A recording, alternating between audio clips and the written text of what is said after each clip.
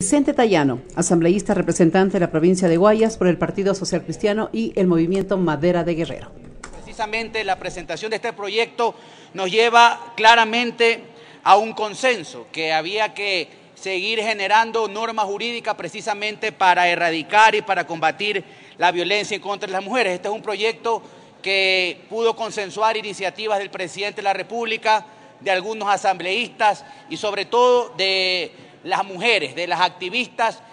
de aquellas que históricamente han defendido los derechos y han querido que en el Ecuador existan normas ciertas para poder luchar en contra de la violencia contra la mujer. Si bien es cierto, tenemos algunos antecedentes legales como la ley expedida en 1995, precisamente la ley 109 que trataba algunas temáticas e introdujo en la legislación ecuatoriana de alguna u otra manera derechos en favor de las mujeres, y ya también en el 2014 con la tipificación del femicidio en el COIP. Esto era insuficiente y tenemos que, al iniciar este debate, dejar claramente establecido que el Estado ecuatoriano, precisamente en el combate en contra de la violencia de la mujer, tiene algunas deudas pendientes. Y quiero rescatar, hablando de los proyectos que motivaron el que hoy estamos debatiendo, el presentado por mi compañera de bancada, Yana Paz, un proyecto bastante claro y que tiene una intención de fondo, que precisamente se puedan tomar medidas que verdaderamente nos lleven a combatir y erradicar la violencia en contra de la mujer. Necesariamente se tienen que establecer medidas que sean aplicables procesalmente, porque lo que contempla el Código Orgánico Integral Penal había sido insuficiente. Ahora, a través del sistema de erradicación de la violencia, sobre el cual tengo algunos reparos, creo yo que se está creando una facultad que es importante, la posibilidad de que exista un estamento administrativo que conozca también denuncias y que de una u otra manera pueda intervenir. Pero aquí un primer comentario y una aportación ya en lo jurídico. Necesariamente, cuando un juez de garantías penales conozca un proceso de violencia, tiene que de inmediato emitir una notificación o una comunicación a cualquiera de los órganos administrativos que el sistema que a través de la ley está creando, precisamente para que puedan intervenir directamente el acompañamiento, porque no vamos a solucionar absolutamente nada con imponer una sanción o con llevar a la cárcel al maltratador o con imponer una pena de hasta 25 años a la persona que le quita la vida a una mujer. Necesariamente tenemos que preocuparnos de la reparación integral, que la víctima verdaderamente tenga auxilio por parte del Estado, y creo en ese sentido que hay algunas disposiciones que son letra muerta. Y ya refiriéndome al texto del artículo, señor presidente, creo que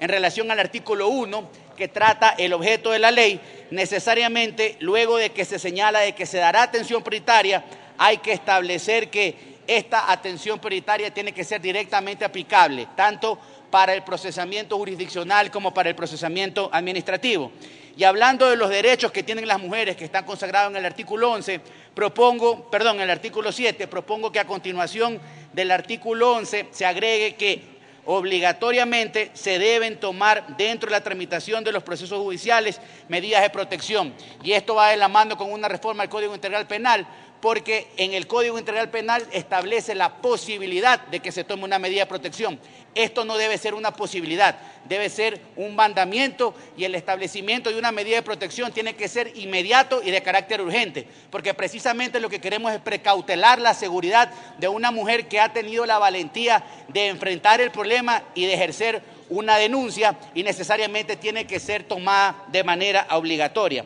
Ahora, si bien es cierto, el eje de protección es importante, tenemos que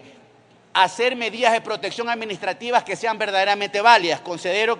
que si bien es cierto, las que contempla el proyecto son importantes, son un relativo avance, son medidas etéreas, son medidas retóricas, son medidas de difícil aplicación. Y señores legisladores, no vamos a resolver ningún problema escribiendo bonito o leyendo bonito. Lo importante es que se tipifiquen medidas de real, efectivo y directo cumplimiento, y no solo de cumplimiento retórico. Y hablando precisamente en relación a estos tipos de medidas administrativas de protección que están señaladas en el artículo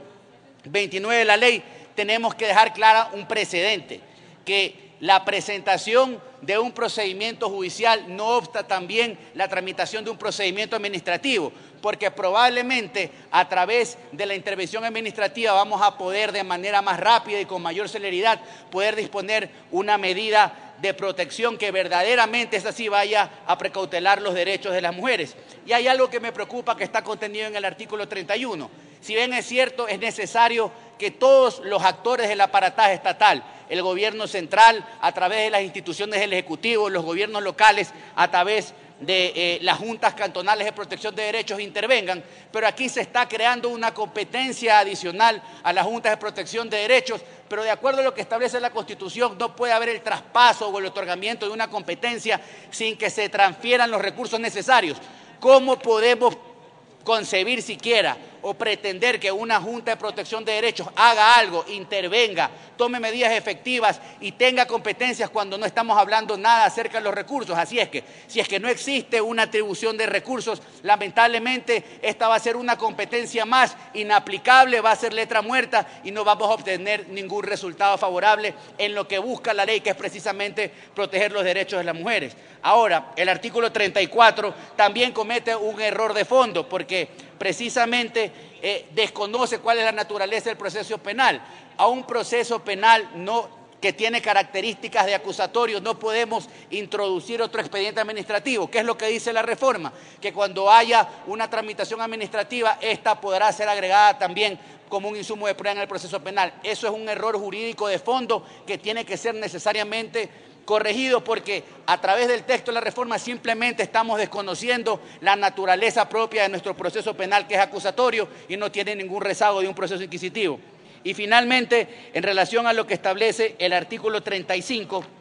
del proyecto, que está vinculado con los efectos de las medidas administrativas, se dice que la autoridad administrativa obviamente va a disponerla y las medidas van a estar vigentes y pueden ser reformadas y que pueden ser revocadas por la misma autoridad administrativa o por una decisión judicial. Eso es otro error jurídico, señores. En derecho las cosas se deshacen como se hacen y difícilmente un juez de garantías penales dentro de la tramitación de un proceso de violencia en contra de la mujer puede tomar una medida o puede disponer que se tome una medida en un procesamiento administrativo. Así es que creo que estas particularidades necesariamente, para que la ley sea aplicable, reitero, para que no sea letra muerta y efectivamente cumpla su cometido, deben ser observadas. Las he hecho anotar esta mañana, señor presidente, sin perjuicio de hacerlas llegar por escrito a la comisión. Gracias.